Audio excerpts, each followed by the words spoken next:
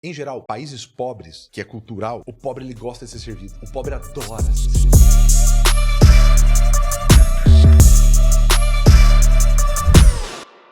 Tem hoje uma jornada de compra e o seu processo comercial ele é baseado em cima da jornada de compra. Nunca, né, o cliente teve tanto poder quanto tem hoje. Então, quando eu falo essa jornada de compra, é desde o início. Esse cara veio por onde? Qual é o acesso que ele já teve? Em que nível que ele está de educação? Quer dizer, ele já há tempos ele está procurando, né? Ou ele tá, por exemplo, só foi instigado por uma propaganda minha? Não, ele já veio através veio de indicação. Então, por isso que hoje uma das partes mais importantes, que ainda é pouco usada, é a parte de qualificação. A parte de qualificação. Para mim, a parte mais importante é a parte de qualificação depois que ele entra. Porque é dali que você ou exclui o cliente, né? Ou, por exemplo, como você falou, cara, não é o momento dele. E para você falar isso para a maioria dos mercados que é tradicional, você falar, cara, um cara que veio até a mim, eu vou negar ele, é muito difícil. Então, você vai pegar uma empresa tradicional, é muito complicado. Porque para ele, independentemente se o cliente vai se dar bem ou não pro mercado tradicional, você tem que vender. Isso é verdade. Você tem que vender. Tem que estar presente. Imagina se eu falar, eu vou colocar um SDR. O cara falou, o que é um SDR? É um pré-vendedor, ele vai qualificar essa pessoa que veio com interesse para saber. Qualificar por quê?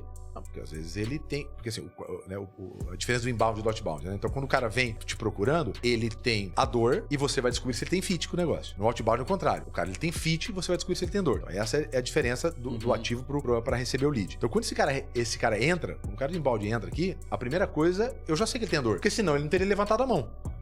Ele olhou alguma coisa e falou, cara, peraí, isso aqui eu tô precisando, ou isso aqui me chamou a atenção. Vocês fazem isso, Deixa eu saber um pouquinho mais. Então ele tem a dor, aquilo bateu nele. E eu vou descobrir se ele tem fit. O que é fit? Se o tempo é agora, se ele precisa pra depois, se ele tem dinheiro, se ele é decisor. Aí você tem um monte, você tem Bunch, Champ, GPCT, você tem um monte de técnica lá. Se você falar isso pra um cara hoje, no mercado tradicional, eu falei que tá maluco. O cara entrou, eu vou ter que vender, né? E aí ele não consegue ganhar escala, não consegue ganhar, ele não quer colocar, porque imagina um vendedor fazendo no mercado tradicional, ele tem que planejar, prospectar, abordar, levantar necessidade, mandar proposta, negociar, acompanhar, fechar, acompanhar e fazer pós-venda. Você não precisa de um super-homem. É só colocar uma cueca em cima da calça e tem um super-homem.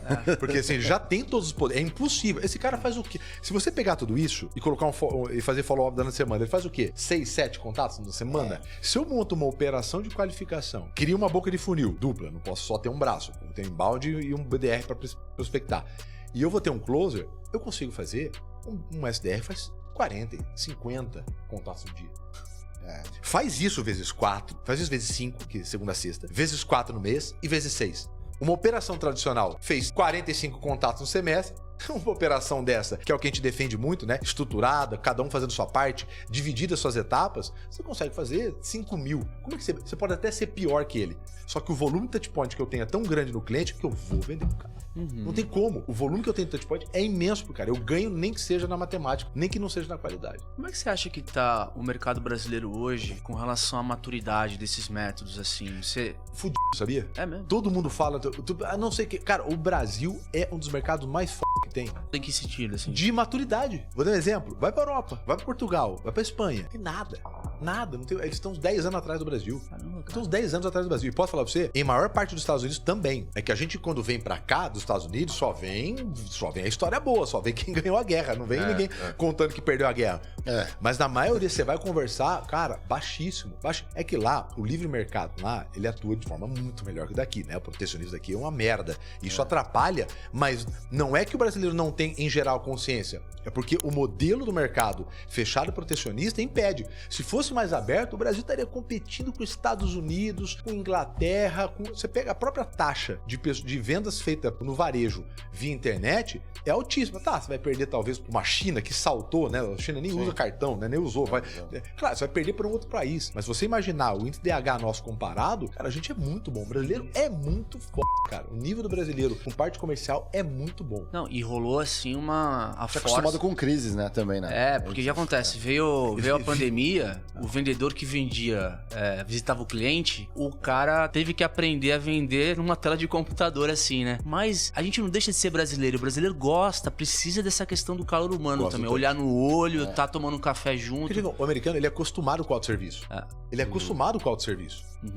Ele vai lá, ele põe combustível, Eu fui há pouco tempo lá nos Estados Unidos, eu tenho meus afiliados lá, e a gente foi na Best Buy e tal, e eu fiz 2 perguntas pro cara, o cara falou assim, ó, eu acho melhor o senhor voltar a dar uma procurada na internet, depois o senhor volta. Você imagina isso acontecer? Isso, papai. Você consegue... Não, e lá normal, tranquilo. Ele não falou assim, tipo assim, ó, vai lá, sai fora daqui. Não, ele falou assim, tipo, de verdade, a minha função aqui é no máximo pegar o produto e colocar na mão. Ele falou assim, olha, acho que tem várias dúvidas, eu não sei te responder, acho melhor o senhor dar uma procurada melhor, tá a informação e depois... Então você não foi mal educado.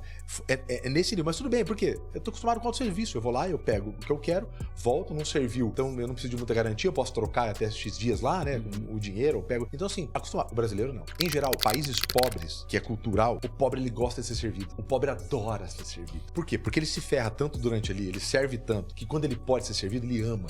Então ele ama chegar num restaurante e o garçom reconhecer ele. Ele gosta de ser servido, ele traz, ele junta a família. É coisa de pobre. Ele gosta de ser servido. Posto de gasolina. Adora. Ele adora ser servido, né? Por quê? Pela própria experiência. Então aqui a gente não tem o autosserviço.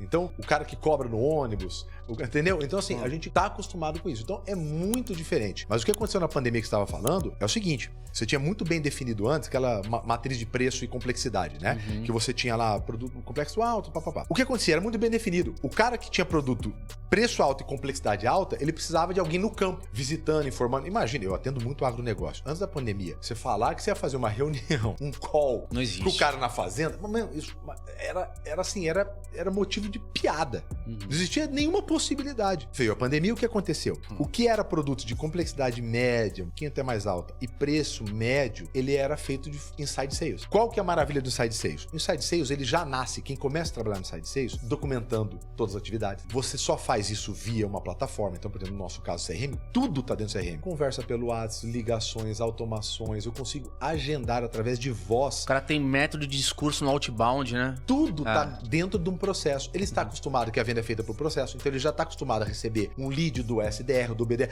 Ele está acostumado com tecnologia e processo. Esse cara do campo, ele nem anotava no caderno. O que a pandemia fez? Comeu o field sales. Você não podia mais visitar. Ele foi forçado a fazer negócio via inside. Só que ele foi forçado. Esse cara, ele não sabia nem o que era o Excel. Você imagina que da noite pro dia, ele teve que se acostumar com CRM, com automação, com SDR, gente qualificando, ligação sendo gravada, o cara sendo avaliado, porque agora você tem todos os indicadores lá dentro. Não fica perdido na mão do vendedor. Então, a pandemia acelerou essa limpeza do mercado de vendedores medianos, antigos, que já vinha dando sinal para empresas, por isso que um monte de empresa quebrou. E as pessoas não foram se adaptando, achando que tinha 30 anos. E tá achando